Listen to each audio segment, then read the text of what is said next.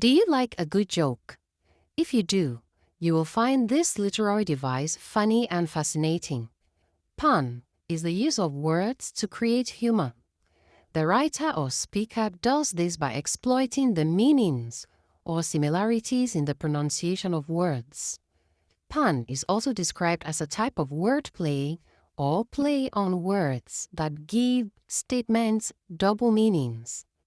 Speakers and writers create puns with homophones and polysemy. Homophones are words with the same pronunciation but different spellings. An example is weak and week. One pun created with the homophones week and week is 7 days without food makes 1 week. This is funny because it reminds the reader or listener of the popular saying, 7 days make a week, week, or 7 days make 1 week. More examples of puns made with homophones are 1. The car needs a new brake to avoid a complete breakdown. 2. My bicycle can't stand on its own. It is too tired.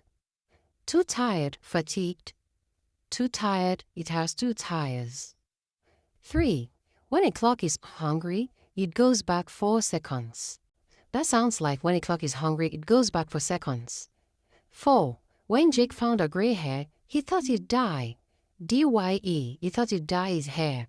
But it sounds like he thought he'd die. He was mortified. 5. My pony has a cough today. He's a little hoarse. H-O-A-R-S-E. But it sounds like he's a little horse. H-O-R-S-E, because he's a pony. Polysemy describes a word that can have more than one meaning.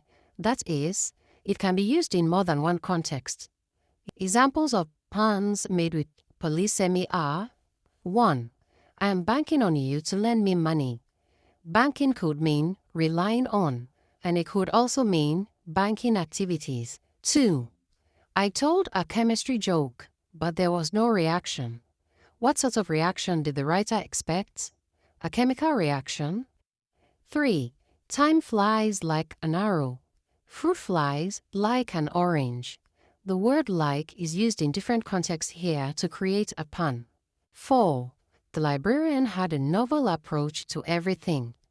The word novel is also used in 2 different contexts. 5. This cobbler can redeem your damaged soul.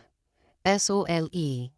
And that reminds us of the word S-O-U-L, soul.